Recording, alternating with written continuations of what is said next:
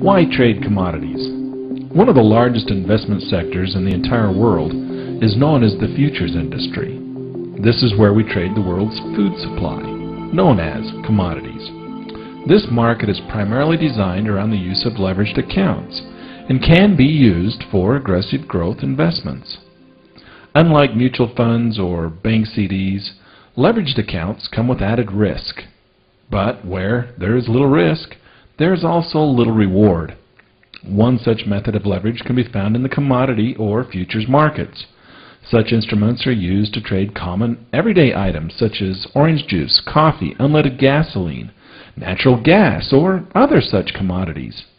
In the futures markets, we can even trade such things as the Dow Index or the S&P 500 Index. You can trade these indexes through the futures market just like you would trade companies such as IBM or Microsoft over at the stock exchange.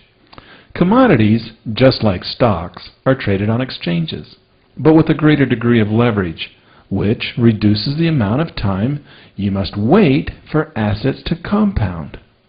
Take a look at the following two charts. At first glance, they look somewhat similar, but after taking a closer look, we realize that these are actually two very different markets, yet they are almost exactly the same. What's going on here? Is this a trick?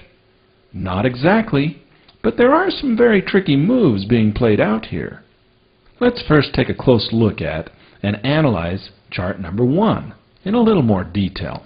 As a savvy stock market guru, the symbol you would use to look up this market would be QQQQ.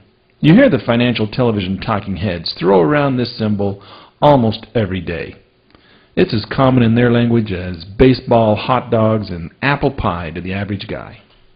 What are the Qs? Well, the Qs are nothing more than a way of trading the NASDAQ 100 index. Oh great, that helps. What's the NASDAQ 100 index? The NASDAQ 100 index is simply a collection of stocks all gathered up, then added together in one chart. Very similar to a mutual fund or, in this case, a stock fund. Simply put, it's a composite price of a bunch of stocks. In stock traders' lingo, it's known as an ETF or exchange traded fund. Take a close look at this chart. You'll notice that you trade this market just like you would any other individual stock. Take a close look at the most recent move, which started at 36.54.